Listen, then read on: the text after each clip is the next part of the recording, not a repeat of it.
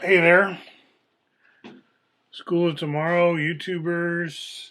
What we talk about a lot here is kind of intellectual history, American history. We're developing our timelines. So we're starting before the Civil War, then the Civil War, after the Civil War. I mean, where do we start though? I'm going to go like from Walt Whitman to Ezra Pound, but not like in a plotting and not like in a step by step, let's look at everyone in between kind of way. But I want to bracket some of what we've been talking about in terms of, well, when we go back to Walt Whitman's time, there's kind of an excitement about the new American experience, right? We're a democracy, but we're also a slave state. Now, certain groups have called for abolition and so on. That's where we're at. And the transcendentalists are among them, or a lot of them are. So when Margaret Fuller goes to Rome in the late 1840s, she's a little bit ambivalent about what she wants to represent as the American example to the Europeans. And that was the point of my last talk. To a high degree, in those years, Americans were defining what their revolution had meant by looking at European follow-on revolutions, or were they follow-on? In other words, how do we define America vis-a-vis what's going on in Europe and the stance of Europeans towards slavery was going to be important in that, right? Because Americans were trying to make up their mind on that issue. Okay, so that's Walt Whitman in just the beginning, right? Now, by the time we get to Ezra Pound, so let's follow D.W. Jacobs here. He's the one who turned me on to this excellent Walt Whitman documentary, and that takes me to this website, learner.org, Annenberg Learner, and it's got a bunch of poets that you can watch interesting, useful documentaries on, all of them, right?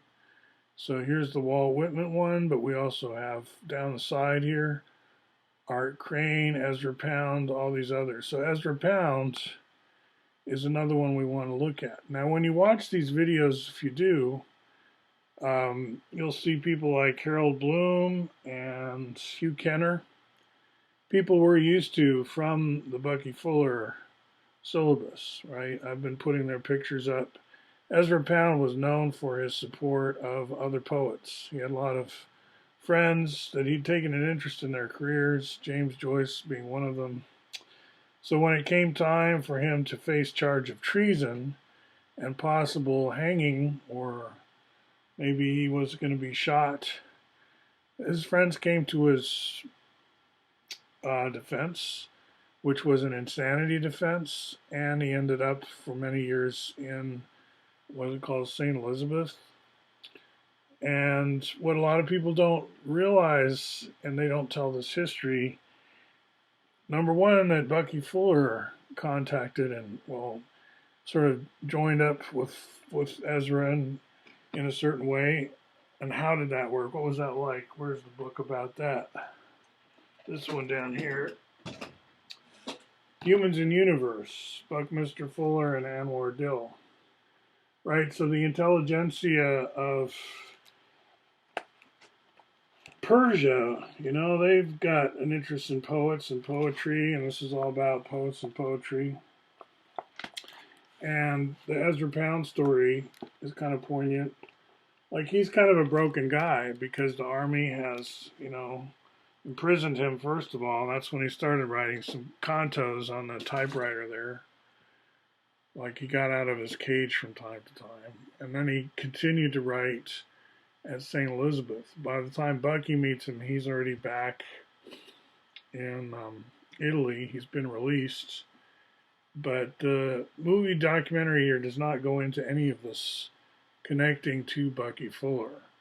Nor would they think of wanting to list Fuller as one of these poets over here, because he's not thought of in that category. Categorizing Fuller has been a perennial problem, and mostly that's why he falls through the cracks a lot. Now I wanted to clear up something. I've got the UN flag. I flipped it over. It's correct now. My excuse about why it was upside down wore thin, so I flipped it over. But I wanted to say, here we are in the Trim Tab book club listserv that I posted there. That I want to distance myself from this literature, this Thrive 2 movie, for example, put together by Foster Gamble and friends, where he often cites Bucky. In this trailer, I don't know if he does, but take a quick look there. Obviously, the UN is evil in this picture. This is an old trope in propaganda to have the evil spider. Now, if that's the World Wide Web, and we like the World Wide Web, maybe that's a good spider. So, okay, maybe this is a good spider and a good UN, but probably not the way the story is being told, right? So I don't want the fact that I'm super into Bucky to make me have to go down this path of the rewriting that these folks are doing, right? So just be aware that there's not some unified consensus about what the Bucky stuff is about, and I don't think there's any promise of 0 point free energy. I think Foster Gamble's on his own with that, right? This is nothing that's predicted or anticipated in Synergetics. That's why World Game, you know, focuses on technology we already know about, that we already have. It's not premising humans will be a success if and only if they come up with ET level technologies that we don't currently have. Then they could be a success. That was not Fuller's message. So strong deviation here coming from the Gamble camp. So why don't we in our schools make the segue between great literature and Bucky, poetry and so on, even if we don't want to tackle the STEM side of things and the whole number of volumes that you get if you make the tetrahedron unity, and keep the edges as unity also. And how do you do that? Well, that's what we've talked about at length on this channel, showing all kinds of math relations and so on, especially more recently between the S module and some others. And I want to end with a little bit about the S module, right? So this stuff is pretty well established now. The jitterbug is all over the place. People know what it is, even if they pretend not to. I don't think there's any question that students are going to be disappointed if they walk into their university courses and aren't brought up to date on this material that's obviously interesting and being discussed all around them, right? Like the S modules, the E modules. Synergetics in general is out there now. It's kind of a very public part of the culture, not for everybody, but say in diplomatic circles, for reasons that we've talked about, right? Ezra Pound, how does he go back? What's his history? That's interesting stuff. How do we tell the history of American intellectual history going forward? And the current generation, I'd say like the boomer generation, has decided they're going to do it without much reference to Fuller. They're going to kind of dismiss him, a few hit pieces in Wired Magazine or whatever, and then we're done. But it's not that simple. It didn't work out that way. It's not how it's going to be. So what are we going to do with the Bucky stuff? And that's where my curriculum comes in. But I wanted to, not just my curriculum, right? It's a looking for some more props here. It's a work in progress and a collaborative work. I've said a few times that this Zone Tool rendering of the cube octahedron is an approximation owing to the two different edge lengths being used here, and I wanted to say that when they're used the way they're supposed to be used, these edges, or what makes them different, is that one color is the radii of an icosahedron, and the other color goes around the icosahedron.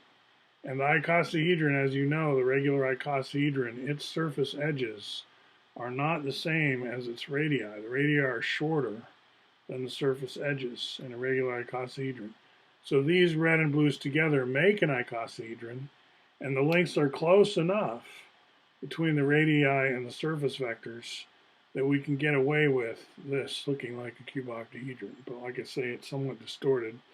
Now Zohm offers what are called the green rods, and they're a little tricky to use, I'm told, but with those you can build a true cuboctahedron if you want to.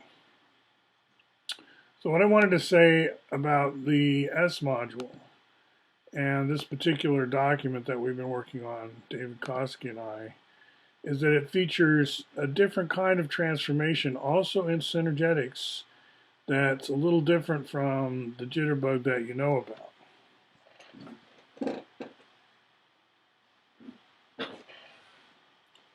So in the jitterbug you know about, the lengths stay the same as you contract from a cuboctahedron to an icosahedron. The lengths are all keeping the same length, and so we're going from like 20 to 18.51. But there's another way to do that transformation, which also occurs in synergetics, and you can see it here, and we've talked about this before on this channel. And that's starting with, let's start from the smaller size. Start with a cuboctahedron that's inscribed in the octahedron of volume 4. Put the 8 triangular faces of the cuboctahedron flush against the faces of the outer octahedron as shown on the right, letter D. I can't tell what letter that is, but here on the right, you see what I'm talking about. The triangle that's joining the actual midpoints of the octahedron triangle.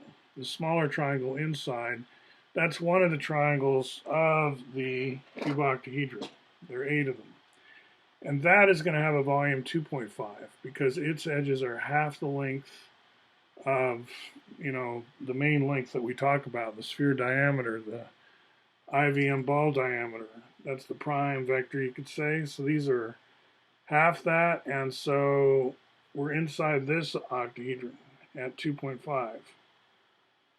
And now we're going to let the triangles start to turn, but they're not going to come further out. They're going to stay where they're at, and so we're actually changing edge lengths.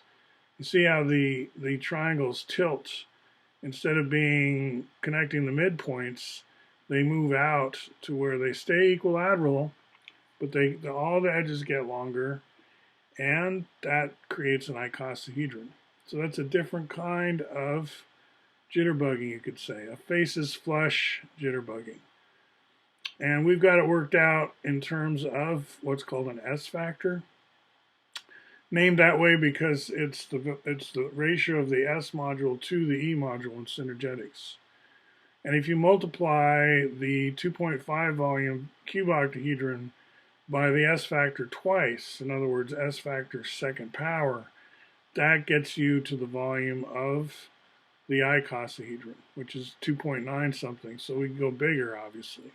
We're going from a smaller VE, twisting it, all the triangles staying flush to the same octahedron throughout the twist, ending up at, from a cuboctahedron, an icosahedron of larger volume, and 2 times the S factor will get us there in terms of just sheer volume as a scalar.